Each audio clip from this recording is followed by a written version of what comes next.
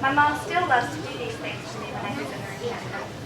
Today I can appreciate the backdrop behind my mom's way of being, but as a teenager, the fact is it hurt. I couldn't approach her about things that were important to me. Like how I felt when my dad left. That was a big one. His leaving was traumatic. I didn't understand what was happening, and I didn't get an explanation. He was here one minute and gone the next. Because my mom didn't acknowledge my feelings of confusion, I didn't feel she was a safe place to use my voice.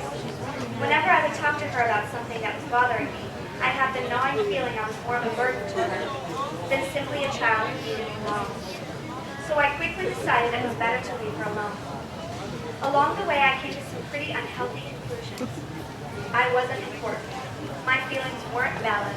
My thoughts didn't matter. So I learned how to cope with what I could handle on my own by stuffing it inside. I locked the most upsetting and traumatizing events in a place so deep I hoped I'd never be able to take them out. When I was in 8th grade, I started hanging out with the wrong group of girls, the ones who were always getting in trouble for something. Stealing was our chief thrill.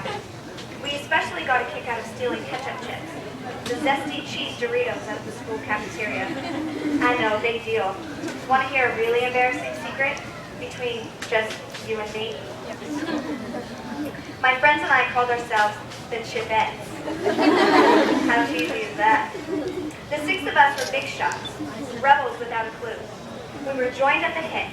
We did everything together. We had slumber parties, we swapped clothes, we pined after cute boys, we complained about our parents, we shared our disdain for school, and of course, we got off on our small-town criminal activity, like stealing chips, and when we were feeling super cocky, cheap red lipstick from the local drugstore. 5 of us also loved to sing and were involved in the school tour choir. One day, the choir was scheduled to perform a concert at a huge mall in London, Ontario.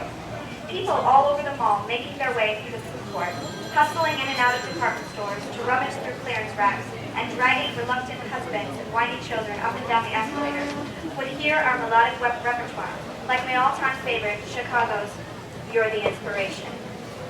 The 5 of us were excited about performing, but mostly we were psyched about spending a school day at the mall. I sensed something weird on the bus ride here. I sat on a 2-seater by myself while my friends sat across from me. The girls